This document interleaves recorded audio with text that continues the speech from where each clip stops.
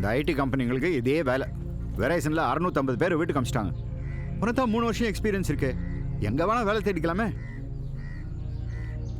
நான் வேறு வேலை தேடுறதா இல்லைப்பா, நம்ம நிலத்துல விவசாயம் பண்ணுறதா இருக்கேன். உனக்கு என்ன கிறுக்கா பிடிச்சிருக்கு? இவ்வளோ கஷ்டப்பட்டு உன்னை படிக்க வச்சா இதே திருப்பி இந்த சேத்துக்கு வரேன்ற? இது வெறும் சேர் இல்லைப்பா, சுரங்கம். நான் ஐடி வேலையில் இருக்கப்போ கூட வெளிநாட்டில் எது விதைச்சா எது வளரும்னு தெரிஞ்சுக்க நிறைய ரிசர்ச் பண்ணி ஒரு ஆப் டெவலப் பண்ணோம்.